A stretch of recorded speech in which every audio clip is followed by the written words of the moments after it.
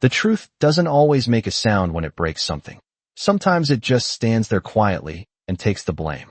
The office lights hummed low above the server room, casting a pale blue glow over rows of machines that never slept, and Marcus Reed moved between them with steady hands and a quiet rhythm, like a man who understood that some things only worked if you didn't rush them. His boots made almost no sound on the polished floor, worn soft from long shifts, and the sleeve of his faded work jacket brushed gently against a metal panel as he checked the last indicator light before closing it with care. In the corner of the room, tucked beside a rolling chair, his daughter sat cross-legged on the floor with a sheet of printer paper balanced on her knees, a box of crayons open beside her, the colors scattered like small, bright decisions waiting to be made. She didn't speak. She rarely did when he was working. Instead, she watched him the way children watch something they trust, completely, without question. Marcus glanced at her once, just once, and gave a small nod, the kind that didn't interrupt the silence but lived inside it. She smiled and went back to her drawing. On the page, a tall figure stood next to a much smaller one, both drawn with simple lines and uneven circles, and above them she had written in careful, slightly crooked letters, "Dad fixes things." The words were pressed harder than the rest, like she needed them to stay. Somewhere above them, 3 floors up, the rest of the company was already moving faster than the morning could hold. Phones ringing, heels striking marble, decisions being made in rooms where people didn't look down often enough to notice who kept the building running. Marcus didn't belong to those rooms. He belonged here, where things either worked or they didn't, and if they didn't, someone had to take the time to understand why. He reached for his thermos, unscrewed the lid, and took a slow sip of black coffee that had long since cooled but still did its job. No sugar, no complaint, just routine, just presence. A faint vibration echoed through the walls, elevators in motion, the building waking fully now. And for a brief moment, Marcus stood still, listening, not to the machines, but to the space between sounds, the kind that told him more than any alert ever could. Then he moved again, adjusting a cable, tightening a connection, small actions that no one would ever notice unless something went wrong. Behind him, his daughter held up her drawing, waiting, not asking, and when he turned, he saw it clearly for the first time. He didn't smile wide. He didn't say much. He just walked over, crouched down beside her, and tapped the paper lightly with one finger. "Looks right," he said, his voice low, steady, certain. And for a moment, in a room full of machines designed to hold the world together, the only thing that mattered was that someone believed he already did. By 8:15, the building no longer felt like it belonged to silence, and Marcus could hear the difference without looking at a clock, because the rhythm changed, footsteps grew sharper, voices carried farther, and somewhere down the hallway a door closed just a little too hard, the kind of sound that meant someone was already having a bad morning. He packed his tools slowly, placing each one back into the worn canvas bag with a kind of care that made the action feel complete rather than finished, and when he stood, his daughter was already waiting, her drawing folded once and tucked against her chest like something important. He reached for her hand, and together they stepped out of the server room into a corridor that felt brighter but less steady, the overhead lights warmer but less honest. People passed them without really seeing them, eyes fixed ahead, coffee cups in hand, conversations half-formed and moving too fast to land anywhere real. Marcus did not try to catch any of it. He walked at the same pace he always did, measured, calm, as if the speed of the world around him did not apply unless he chose it to. At the far end of the hallway, the elevator doors opened, and a small group stepped out, led by Victoria Hale, her presence arriving before her voice ever needed to. She moved with precision, each step aligned with purpose, her phone held low in one hand as she listened to someone speaking through it, her expression unreadable but never uncertain. People adjusted when she passed, not dramatically, just enough to make space, just enough to show they understood who she was. Marcus shifted slightly to the side, guiding his daughter closer to him, not out of fear, but out of habit, the quiet instinct of someone who protected what mattered without announcing it. For a brief second, Victoria's eyes lifted from the invisible thread of her conversation and landed on them, not long enough to study, just long enough to register, and then she was already moving again, already speaking, already somewhere else entirely. Marcus did not react. He did not look back. He simply kept walking until the doors behind them closed, and the noise softened again into something manageable. In the lobby, sunlight pushed through the tall glass windows, stretching across the polished floor in long, clean lines that made everything look more defined than it really was. Marcus knelt to zip up his daughter's backpack, tightening the strap just enough so it would not slip, and when he finished, she reached up and brushed a small smudge of dust from his sleeve with careful fingers. He let her. Outside, the air was cooler than it had been the day before, carrying a faint edge that hinted at change, and as they stepped onto the sidewalk, Marcus paused for just a moment, not because he needed to, but because he always did, a brief stillness before the next part of the day began. He looked down at her, then back toward the building, not with resentment, not with expectation, just with the quiet understanding that some places never noticed the people who kept them standing. And then he turned, took her hand again, and walked toward the street, steady as ever, as if nothing in the world had shifted at all. The next morning began like any other, but something in the air felt slightly off, not loud enough to name, just different enough to notice if you were paying attention, and Marcus was always paying attention. He arrived earlier than usual, the sky still carrying that soft gray before sunrise fully committed, and the building greeted him with the same quiet hum it always did, steady and indifferent. His daughter walked beside him, her small hand wrapped around two of his fingers, her backpack bouncing lightly against her back with each step. Inside, the lobby lights were still dimmed, the front desk unattended, the world not yet awake enough to pretend everything was under control. Marcus nodded once to the security guard, who returned it with a tired smile, and together they moved toward the elevators, the sound of their footsteps echoing just a little longer than it would in an hour. When the doors opened, Marcus hesitated for half a second, not because he needed to, but because he always measured spaces before stepping into them, as if reading something invisible written into the air. Upstairs, the hallway felt colder than usual, not in temperature, but in tone, and even before he reached the server room, he could hear it, a sharp, irregular pulse beneath the usual mechanical rhythm, like a heartbeat skipping in a place where everything was supposed to be precise. He unlocked the door and stepped inside, his eyes moving quickly but calmly across the panels, the indicator lights, the cables, the monitors, and then he saw it, a warning blinking where there should have been none, small but insistent. His daughter slipped into her usual corner without a word, pulling out her crayons, but this time she did not start drawing right away. She watched him. Marcus set his bag down and moved closer to the main console, his fingers hovering for just a second before beginning. Not rushed, not hesitant, just exact. Lines of data scrolled across the screen faster than most people would follow, but Marcus did not need to read everything to understand something was wrong. He reached for the backup logs, his expression unchanged, but his breathing slightly slower now, more deliberate.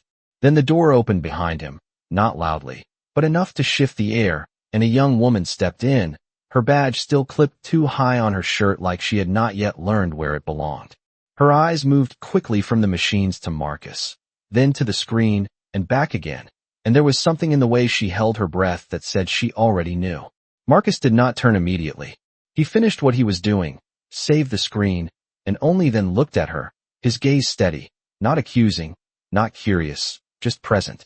She opened her mouth, then closed it again, her hands tightening slightly at her sides. The blinking light continued, quiet but relentless. For a moment, nothing was said. And in that silence, the truth was already standing there, waiting for someone to decide what to do with it. She took a step forward, then stopped as if the floor itself had asked her to reconsider, and when she finally spoke, her voice was lower than she expected, careful, like something fragile might break if she moved too quickly. She said she did not mean for it to happen, that she had only been trying to fix a small delay in the system, something she thought she understood, something she believed would not matter if she adjusted it just slightly. Marcus listened without interrupting, his eyes steady, not searching for blame, not offering comfort, just allowing the words to exist fully before anything else could take their place. Behind him, the blinking light continued its quiet insistence, marking time in a way that felt heavier with each second. His daughter watched from the corner, her crayons untouched now, Her small world paused because something larger had entered the room. The young woman glanced at her briefly, then back at Marcus. And in that glance there was a realization that reached deeper than the mistake itself, something about consequences that extended beyond systems and screens. Marcus turned back to the console and began moving through the logs again, slower this time, more deliberate, as if giving her words space to settle while he confirmed what he already understood. The data told a simple story, one that could be explained in a few sentences, one that would place responsibility clearly and quickly if anyone asked the right questions. He knew how those questions would sound, who would be standing in the room when they were asked, and what would happen next. He also knew something else, something that did not appear in any report or record, something about the way this moment would follow her if it was handled the wrong way. The young woman shifted her weight, her hands now clasped together, her breath uneven in a way she could not hide anymore. She started to say something again, but stopped when Marcus lifted his hand slightly, not to silence her, but to pause the moment before it moved too fast to be chosen. He finished typing, saved the log, and closed the panel with the same care he always used, as if nothing about the action had changed, even though everything had. Then he looked at her again, not as a supervisor, not as a witness, but simply as someone standing in the same space, and he asked one question, quiet and direct. Does anyone else know? She shook her head immediately, too quickly, and then steadied herself, repeating it more softly, more honestly. No. The words settled between them, heavier than the blinking light, heavier than the error itself. Marcus nodded once, not in agreement, not in approval, just an acknowledgement of what now existed. He glanced toward his daughter, who met his eyes without speaking, her expression open, trusting, unaware of the full weight of what was being decided but sensitive enough to feel that it mattered. Marcus reached for his tool bag, zipped it closed, and rested his hand on it for a moment, a small pause that carried more meaning than any explanation could. Then he spoke again, his voice calm, unchanged, as if the decision had already been made somewhere deeper than words. Go back to your desk. The young woman hesitated, confusion and disbelief crossing her face at the same time, but something in the way he said it left no room to argue. She nodded slowly, turned, and walked out of the room, each step quieter than the last. The door closed behind her with a soft click, and for a moment, the only sound left was the steady hum of machines and the faint rhythm of a system waiting for someone to answer for what had just happened. Marcus stood there, still, his hand resting lightly on the bag, his eyes on the console, and in that silence, he chose what kind of man he was going to be when the questions finally came. The call came sooner than expected, not loud, not urgent, just a quiet notification sent through the system that reached Marcus before it reached anyone else in the room, because he was still standing there, still within reach of the truth before it had been shaped into something official. He read it once, then again, not because he did not understand it, but because he respected what it meant. Management requested a report. Immediate. He closed his eyes for half a second, not long enough to be noticed, just long enough to settle something inside himself, and when he opened them, nothing in his expression had changed. His daughter shifted slightly in the corner, picking up one crayon, and then setting it back down, as if she understood that drawing no longer belonged to this moment.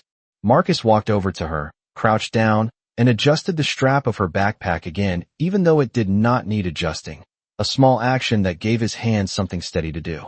We might be here a little longer, he said quietly, his voice even, not heavy, not distant, just present.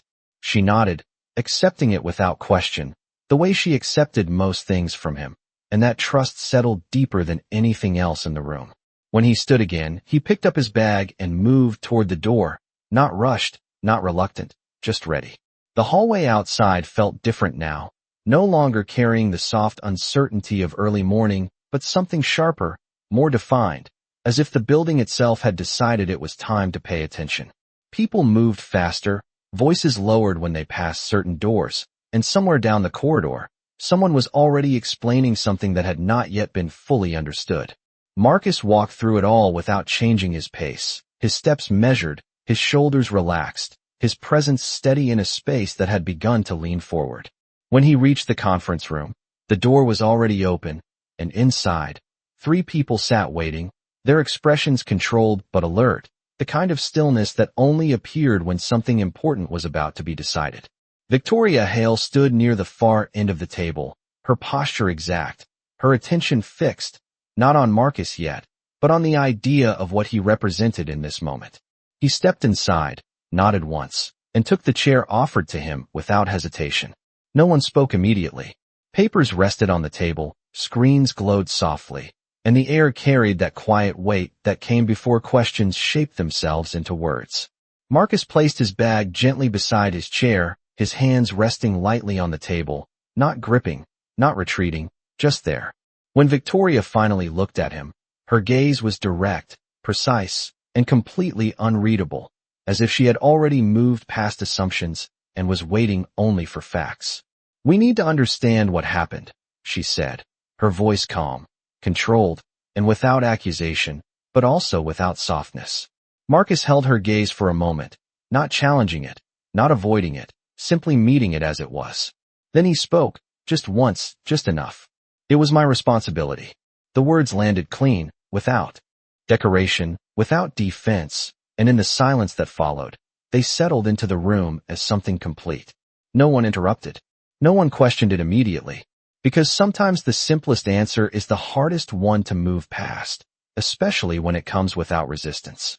Marcus remained still, his expression unchanged, his breathing steady, as if he had not just shifted the weight of the entire situation onto himself, but simply placed it where he had already decided it belonged. And across the table, Victoria watched him, not reacting yet, not agreeing, but noticing something she could not quite name, something that did not match the pattern she was used to, something quiet, and that made it harder to ignore. The rest of the morning unfolded slowly, measured by the subtle hum of the building and the occasional beep of a monitor that reminded Marcus that every detail mattered, every record counted, even when no one else was paying attention. He moved deliberately, checking connections, verifying logs, ensuring that nothing had been overlooked, while his daughter colored quietly in the corner, occasionally glancing up at him with curiosity that was more careful than most adults could manage. The conference room had emptied after the brief meeting, leaving a quiet that seemed almost too large for the space, and Marcus felt it, not with tension but with awareness, a recognition that something had shifted even if no one had said the words yet. Later, when Victoria Hale returned, she did not carry the urgency of a storm, but a focused, deliberate energy that filled the room without needing to raise her voice. She placed a folder on the table and stepped back, letting the silence communicate what could not be put into casual language. Marcus opened it slowly, scanning the contents without comment, his expression steady, neutral, as if he had expected nothing else. The folder contained detailed logs, timelines, and confirmations that verified the truth of what had already happened, but more than that, it carried the acknowledgement of responsibility, the recognition of choices made quietly, without spectacle, without complaint. Victoria watched him carefully, noting the small gestures, the way he adjusted his sleeve, the slight tightening of his fingers on the edge of the table, and she realized that this man carried a calm authority that had nothing to do with titles or position and everything to do with integrity. Outside, the sunlight shifted through the windows, casting long, precise lines across the floor, and Marcus adjusted his position to avoid the glare, still without breaking his rhythm, still maintaining the quiet attention that had defined him from the moment he walked in. His daughter leaned against his leg, her head tilted up to watch him, and he reached down to smooth a strand of hair from her forehead without a word, the kind of touch that carried reassurance without explanation. The room remained quiet, the only sounds being the faint tapping of a keyboard and the soft rustle of paper as he moved through the folder, confirming each detail, acknowledging each point, and filing away nothing but understanding. Victoria took a careful step forward, then another, finally sitting across from him, and they regarded each other in a silent exchange that spoke volumes, a recognition that truth had a weight heavier than accusation, that responsibility could be claimed without drama, and that respect was earned through the smallest, most deliberate actions. Marcus closed the folder, set it neatly to the side, and leaned back slightly, his breathing calm, measured, not triumphant but steady, as if the day had returned to balance simply by noticing what had been overlooked. Outside the windows, the street moved on. People unaware of the quiet resolution inside, the decisions made without spectacle, and Marcus took a moment to glance at his daughter, who offered a small, knowing smile that needed no words, for both of them understood what it meant to stand steady when the world expected noise. The afternoon sunlight filtered through the tall office windows, casting long lines across the polished floor and painting the room in a soft amber glow that made the machines and monitors appear almost serene. Marcus Reed sat at his usual spot, leaning slightly forward, reviewing the backup logs once more, not out of doubt, but because he understood that details could always be better, cleaner, more precise. His daughter sat nearby, legs crossed, her crayons neatly stacked beside her, and occasionally she glanced up at him, the quiet curiosity in her eyes reflecting trust he did not take lightly. Outside the office, the hum of the building continued steadily, elevators moving in their predictable rhythm, voices drifting from other floors, but none of it touched the space they occupied. Inside, the world had slowed, paused, giving weight to every small action. Marcus reached out to adjust a cable, his hand deliberate, precise, and in that movement there was a calm authority that required no assertion. The door opened softly behind him, and Victoria Hale entered, her heels making no more than a soft tap against the floor, her expression unreadable but her presence commanding attention. She carried a folder that contained confirmations, explanations, and the kind of acknowledgement that rarely needed to be spoken aloud because actions had already proven their point. She placed it on the table and took a step back, allowing Marcus to review it first, and in that pause, the room held its breath, the quiet weight of accountability and recognition hanging in the air. Marcus flipped through the pages slowly, his eyes scanning each entry with careful attention, noting times, details, and confirmations, and when he closed the folder, it was with the same measured calm he had displayed since morning. Victoria moved closer, lowering herself into a chair across from him, and for a long moment they shared a silent exchange that carried more understanding than any conversation could have conveyed. He did not speak first, he did not need to. She observed the subtle gestures, the tilt of his head, the steadying of his hands, the way he interacted with his daughter, and realized that this man measured responsibility differently than most, carrying it quietly, without need for recognition, yet fully present in its consequences. Marcus finally spoke, voice low, even measured. Everything is in order. Nothing more needs adjustment. The words were simple, not boastful, but precise, and in them lay an acknowledgement that he had managed more than just the systems, but the balance of trust and care that kept the day from tipping into chaos. Victoria nodded slowly, a faint smile breaking the neutrality of her features, understanding that leadership sometimes meant witnessing integrity without the need to demand it, and that respect could be earned in silence as easily as in action. Marcus glanced at his daughter, who offered a small, contented smile in return, and for a brief moment, everything in the room aligned. The hum of machines, the soft afternoon light, the quiet confidence that came from doing the right thing without announcement. Outside, the city continued its predictable rhythm, but inside that office, a simple, steady equilibrium had been established, a subtle acknowledgement that some forms of strength required no applause, only the quiet attention of those who noticed. Marcus leaned back slightly, rested his hands on his knees, and let the silence settle around them, confident that the day would proceed smoothly because the foundation had been tended with care and presence, and in that quiet, profound order, both he and his daughter felt secure. By late afternoon, the office had shifted into a different rhythm, one that was quieter, more deliberate, as though the space itself had taken a deep breath after the events of the morning. Marcus Reed moved among the machines, checking each connection and cable with meticulous care, his fingers steady, his movements calm, and every action deliberate.